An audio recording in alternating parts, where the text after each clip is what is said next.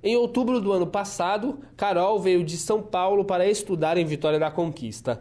Longe da família, ela teve que encarar um desafio: cuidar das contas, um hábito que até então não fazia parte da vida da estudante. Eu conversei com meu pai que eu precisaria que ele me mandasse uma quantia em dinheiro para mim, e ele falou que me mandaria, só que ele não colocaria nenhum real a mais. Era um acordo que ele tinha comigo. Então, mesmo que eu precisasse no meio do mês, eu que teria que saber administrar, porque a gente fez uma conta antes de quanto que seria, basicamente, e aí ele colocou um pouquinho a mais para eventuais necessidades, e aí eu tenho que administrar esse dinheiro.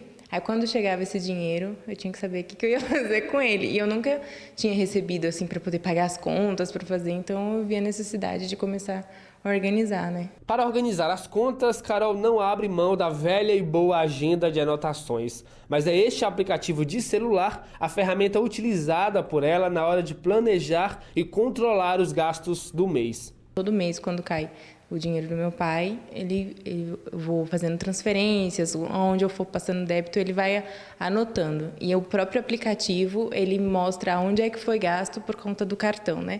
E aí, se eu faço o saque, eu tenho a opção, depois de ir no aplicativo, colocar o porquê que aquele saque foi feito. E no final do mês, ele me dá um gráfico se eu gastei a mais, como que está sendo meus gastos, se eu devia poupar mais. Segundo este economista, o planejamento financeiro é fundamental para garantir uma economia saudável, não só em casa, mas também no país. Para isso é necessário seguir alguns passos. Reunir todas as suas contas, colocar isso num papel, definir quanto você ganha, definir todos os seus gastos, separar os gastos entre necessidade e desejo.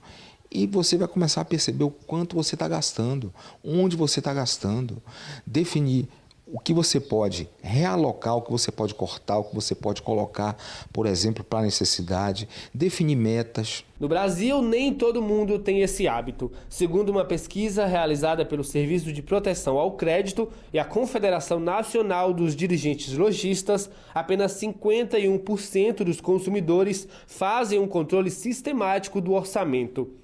O levantamento apontou ainda que, por mais que os brasileiros tenham conhecimento sobre a importância deste planejamento, a maioria não as aplica em seu dia a dia.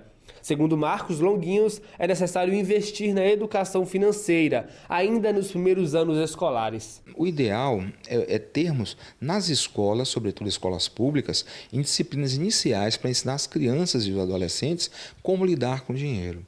Isso não temos. As pessoas vão aprendendo ao longo da vida num processo de tentativa e erro.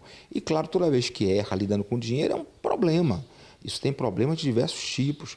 Então ainda estamos caminhando. Outra dica importante para quem quer organizar a vida financeira é a regra do 15-35-50. De acordo com esse modelo, 50% da sua renda devem ser destinados para gastos essenciais.